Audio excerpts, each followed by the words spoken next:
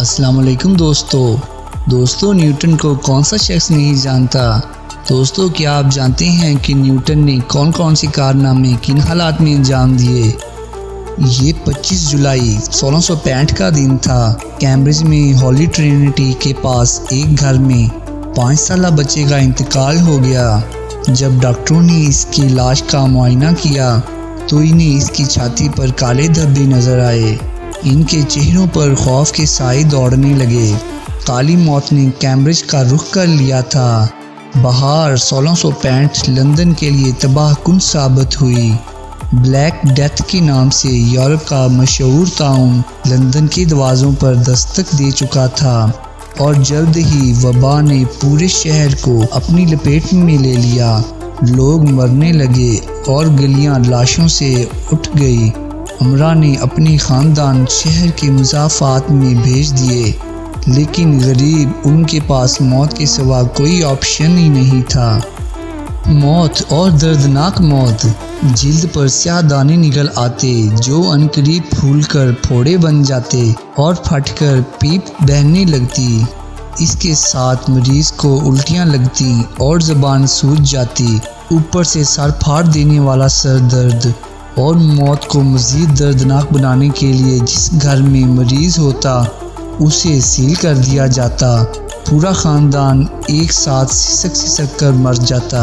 अगरचा उस वक़्त तक इस बीमारी के जरासीम दरियाफ़त नहीं हुए थे और ना ही किसी को पता चला कि ये कैसे ठीक होता है, लेकिन लोगों ने ये महसूस कर लिया था कि बीमारी शख्स के करीब जाने से ये बीमारी सेहतमंद शख्स को भी लग जाती है। लिहाजा जो नई वबा फैलती सोशल डिस्टेंसिंग पर अमल किया जाता, इलाके को मुकम्मल सील कर दिया जाता।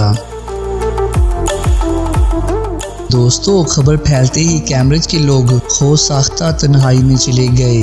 कैम्ब्रिज यूनिवर्सिटी बंद कर दी गई। तलबा को घर वापस जाने का कह दिया और जदीद तारीख में पहली दफ़ा घर रहकर यूनिवर्सिटी की पढ़ाई का आगाज़ हुआ।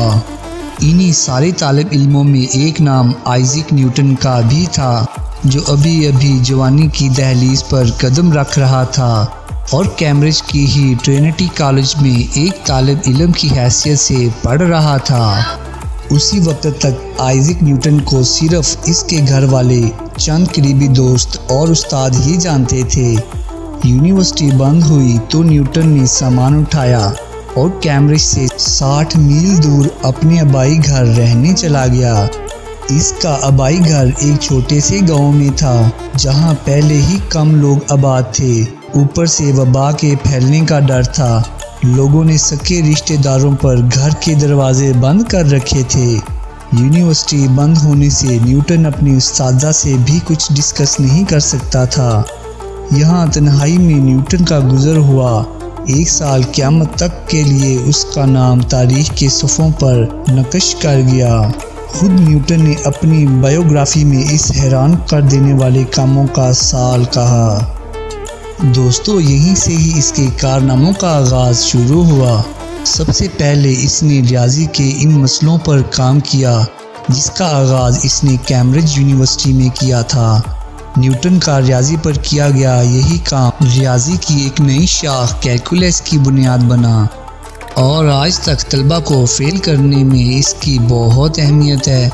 यही इसी गांव वाले घर के सेहन में सेब का वो तारीखी दरख्त वाक़या था जिसके बारे में ये मशहूर है कि न्यूटन उसके नीचे बैठा था और सेब उसके ऊपर आ गिरा। तब वही सेब उठाकर खाने की बजाय ये सोचने लगा कि ये सेब नीचे ही क्यों गिरा और इसके जवाब में ग्रेविटी नाम की एक नई कुव्वत दरियाफ़त की गई। दोस्तों, इसी गांव वाले घर में न्यूटन ने मोशन के बारे में तजर्बात किए और अपने मशहूर ज़माना मोशन के कवानीन दरियाफ़त किए। इसी घर के किसी कमरे में खिड़की से छन छन कर आने वाली रोशनी को देखकर इसने ऑप्टिक्स की बुनियाद रखी और 1 साल बाद जब काली मौत ने लंदन की 1/4 आबादी का सफाया कर दिया था, यूनिवर्सिटी दोबारा खुली। न्यूटन तन्हाई में किए गए अपने काम के साथ वापस कैम्ब्रिज लौटा तो 6 महीनों के अंदर अंदर उसे फेलो बना लिया गया। और 2 साल के अंदर अंदर वो मुकम्मल प्रोफेसर बन गया था। दोस्तों अब 1665 भी गुजर गया, जुलाई का महीना भी नहीं है, न्यूटन भी नहीं है। खुदा का करना ऐसा है कि एक दफ़ा फिर वबा फैली और पूरी दुनिया में यूनिवर्सिटियों ने तलबा को घर भेज दिया और घर से पढ़ने का कहा है।